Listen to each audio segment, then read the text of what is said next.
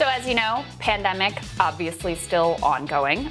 Congress completely failed. They just basically gave up on passing another stimulus. They're not here. Yeah. The White House took some symbolic actions through executive order that, the vast majority of states say that they don't even know if they're going to be able to implement. I could not tell you what the state of the American unemployment system is right now. And I don't think anybody could, including the unemployed. Indeed, including the people who run it, I think would be deeply confused. Same thing with the small business PPP loans. The program ended. Some people may get more grant. We don't know what's going on there either.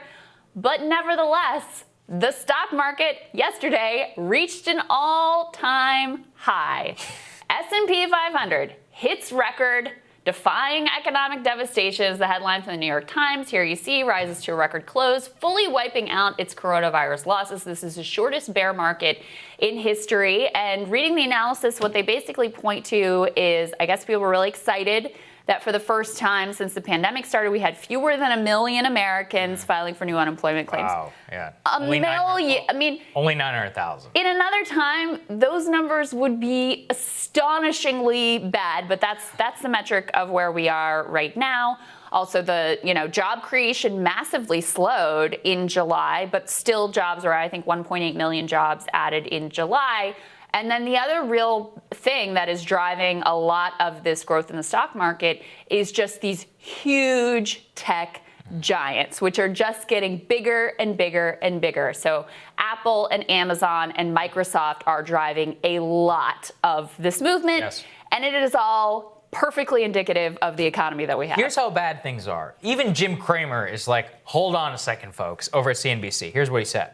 We've had a magnificent V-shaped recovery in the stock market, but the stock market's not a great reflection of the broader economy anymore. Really? If anything, the actual economy is in precarious shape, especially now that the government stimulus package has run out and Congress went home for the summer rather than trying to come up with a replacement.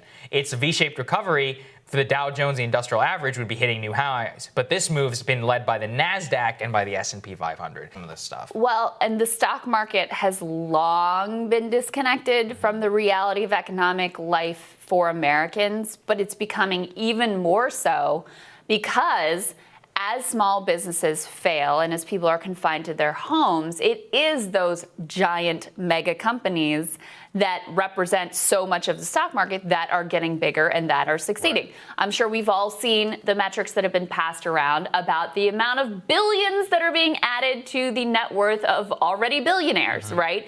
So the big guys are getting even bigger. They are the ones that are benefiting here. I saw numbers about Walmart is doing tremendously well. They've doubled, I think, their online sales. Yes. Like these giant retailers, especially the giant online retailers like Amazon, are doing tremendously well while you're at the expense of your Main Street small business, maybe literally your business that is failing and struggling and closing. So I think that is a part of the story too of why it's so hard to wrap your head around. How could it possibly be all-time high stock market when we keep covering the numbers here of the number of Americans that can't make their rent, can't make their mortgage, standing in food lines? All of those things are real. And so the economy, which was already kind of these numbers that we obsess over, the GDP and the stock market and these top line economic numbers, which were always fake, are only becoming more fake and more disconnected over time. I mean, what is good for quarterly earnings is bad for you. I mean,